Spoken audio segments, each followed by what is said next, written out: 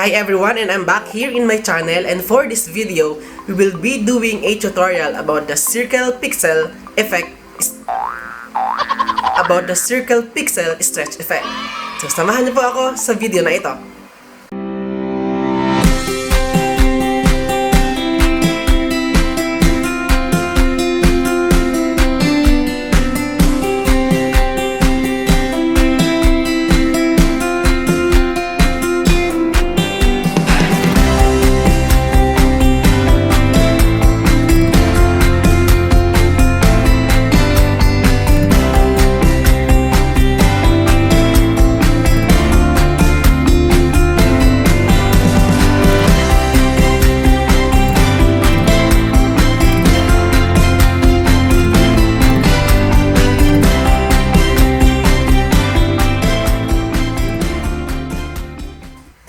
And welcome back! So yan, napakahaba ng ating intro. Baka mas mahaba pa sa ating tutorial.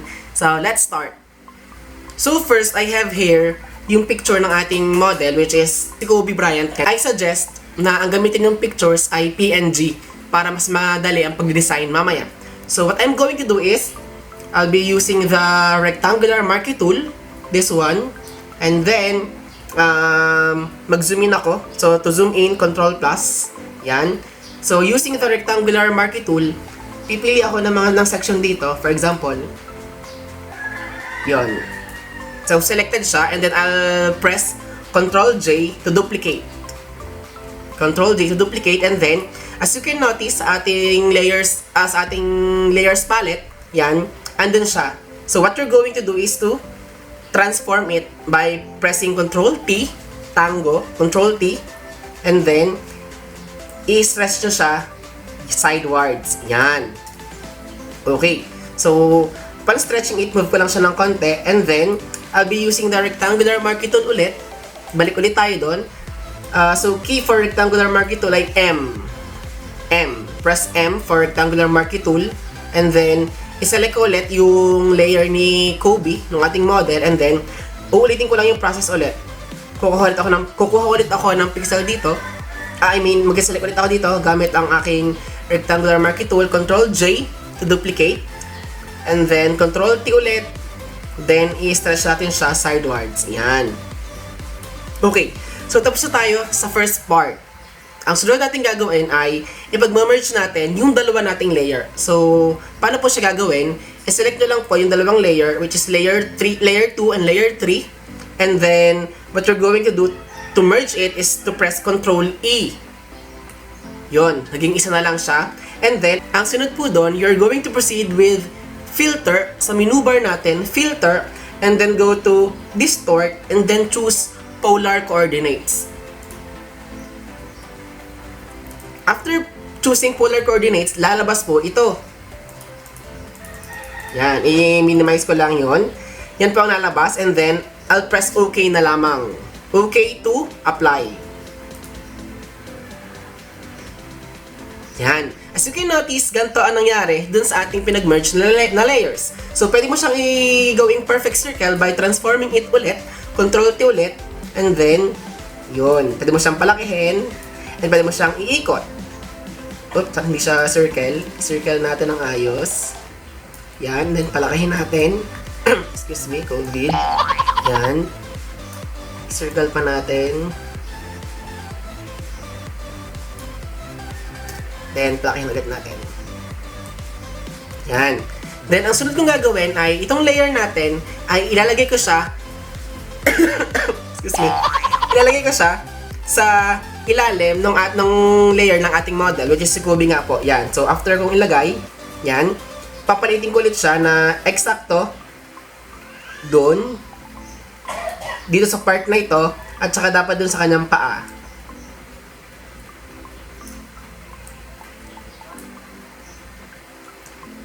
I think mas maganda kung itong white na ito ay wala siya doon. So, ang gagawin ko po ay stretch ko siya.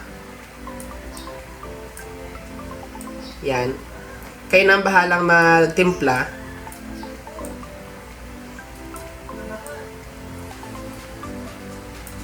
Yan. So, this time, i-erasein ko yung mga unnecessary parts, which is itong mga to. Yun. So, didiliting ko lang siya using eraser tool. Control E for the eraser tool. No. Hindi Control E. E lang. Press E for eraser tool. Yan. Then, erasing natin to. Yan. Zoom in, zoom out. And then, para palakihin, syempre, ang size ng ating eraser, right-click, and then yung size, yun. Para mas mapadali ang ating trabaho. Oops. Masyadong malaki. Yan. Okay. So, as you can notice, yun ang naging effect, yun ang effect natin. And yan. So, after nun, pwede natin lagyan ng shadow si Kobe by just double-clicking here. Double-click natin yung layer ni Kobe. And then, lagyan natin siya ng, so, lalabas to, layer style window. Lagyan natin ng drop shadow. Yun.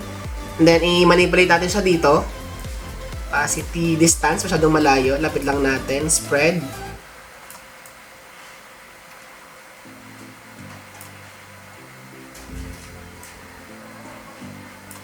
Yan. So, after nun, i-right-click natin itong drop shadow na ito. Right-click and then create layer. Then, press OK. By doing that, yung shadow ng ating model, yung shadow ni Kobe ay magiging separate layer. So, pwede mo siyang pawiin without affecting yung model natin. So, make sure na selected yung drop shadow natin, drop shadow layer, and then, erasing natin yung mga unnecessary parts. So, i-erasing ko itong mga parts na ito sa right side, and then itong mga nasa left side ng ating model ay iiwanan lang natin siyang ganyan. So, as you can notice, masyadong hard yung ating eraser. So, pwede mo siyang gawing soft by just right-clicking, and then yung hardness natin dito, pwede mo siyang babaan. Yan. Babaan. Yan.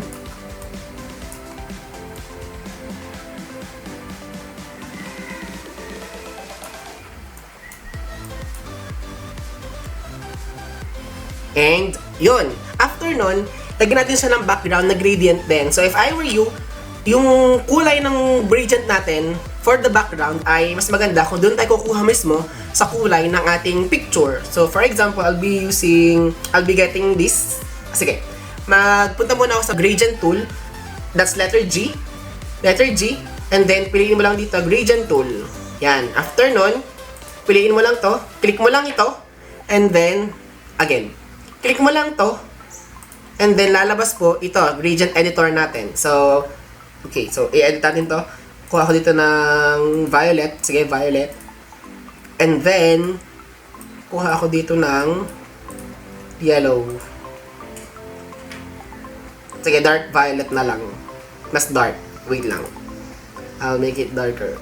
Yan. Tapos, so, ang nakaselect yung background layer natin. Maguhit lang ako doon. And then, yun na ang ating background. So, mas maganda siguro kung gawin nating radial gradient ito by just clicking this one.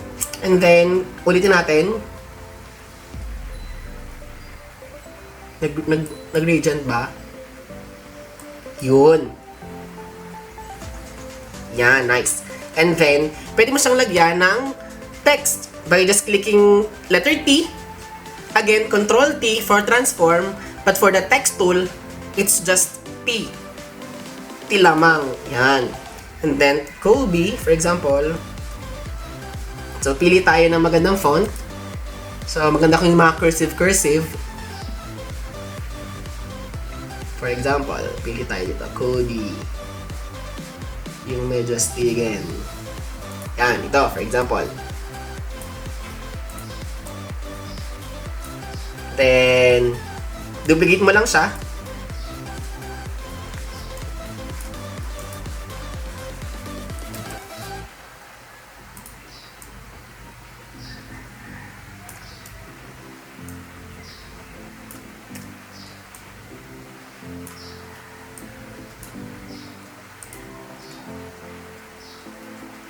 Palakihin natin silang lahat.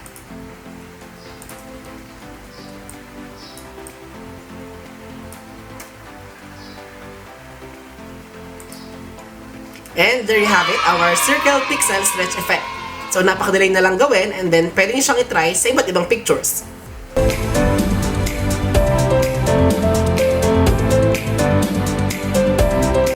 Kung may natutunan po kayo sa video na ito, ay please share this video, click the like button, and mag-iwan kayo ng comment kung ano pang gusto nyo gawin ng tutorial, and then, please subscribe to this channel.